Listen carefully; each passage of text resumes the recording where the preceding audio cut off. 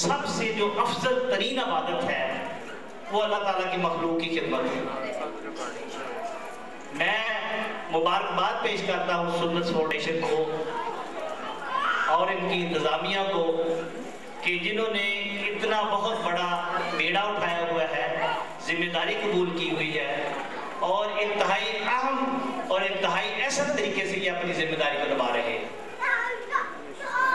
میں جناب ڈاکٹر صاحب کا بھی دل کی تھا گرائیوں سے شکریہ ادا کرتا ہوں کہ وہ اپنی گناہوں مصروفیات کے باوجود یہاں پر تشریف لائے، کیونکہ میں ان کے ساتھ ہی تھا، 2 میٹنگ تھی وہاں پر چیمبر میں، تو وہ چیمبر سے فارغ ہو کے 2 میٹنگ اٹینڈ کر کے اس تقریب میں تشریف لا رہے ہیں۔ ڈاکٹر صاحب کو میں بہت پرانا ان کی فیملی کو جانتا ہوں۔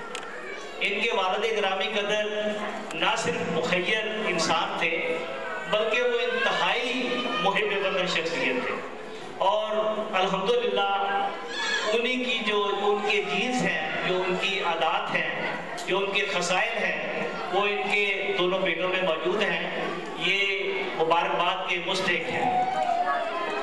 جہاں تک ان کے مخیر ہونے کا تعلق ہے، مجھے ایک واقعہ یاد آ رہا ہے۔ حضرت عبد الرحمن جامی رحمۃ اللہ علیہ کے ہم عصر کے بزرگ تھے، تو وہ ایک دن ان کو ملنے کے لیے گئے۔ وہ بہت بڑے امیر کبیر انسان تھے، ولی اللہ تھے۔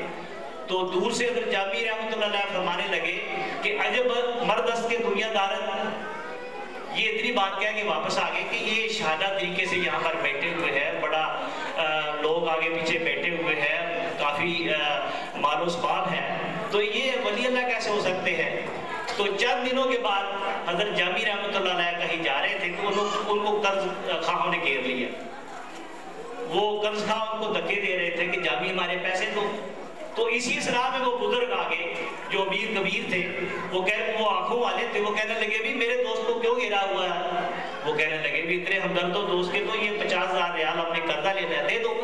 وہ کہتے بس اتنی بات ہے، یہ لو پیسے اور میرے دوست کو چھوڑ دو۔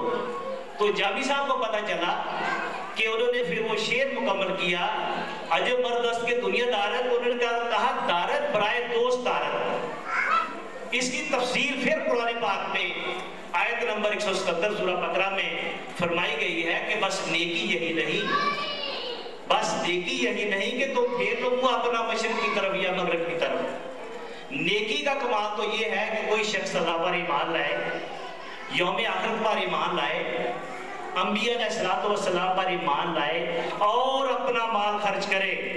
یہ بڑی وضاحت کے ساتھ ہے، اور اپنا مال خرچ کرے اپنے عزیز و اقارب پر، اپنے دوست و احباب پر، اپنے ہمسایوں پر، یتیموں پر، مسکینوں پر، مانگنے والوں پر اور اپنے غلاموں پر۔ آج کل ملازمین سب کہہ لیجیے۔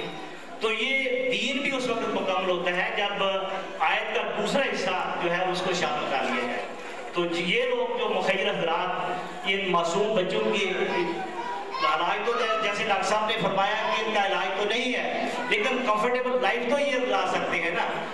اس لیے جو لوگ ان کی امداد کر رہے ہیں، ان کے لیے وسائل مہیا کر رہے ہیں، وہ قابل تحسین ہیں، اور قرآن پاک کی آیت کے مطابق ان کے لیے بہت خوشخبری اور اجر عظیم ہے۔ میری دعا ہے کہ اللہ تعالیٰ ہم سب کو ان کار خیر میں حصہ ڈالنے کے توفیق عطا فرمائے۔ اور میں آپ کو یہ بھی خوشخبری دینا چاہتا ہوں کہ میں نے اپنے بیت المال سے 5 لاکھ روپے کا کیس میں نے منظور کر کے فردر منظوری کے لیے اپنے امین صاحب کو پنجاب گورنمنٹ کے لیے بھیجا ہے۔ وہ انشاءاللہ بہت جلد منظور ہو جائے گا، اور ہم 5 لاکھ روپیہ سدس فاؤنڈیشن کو ڈونیٹ کریں گے انشاءاللہ بیت المال میں۔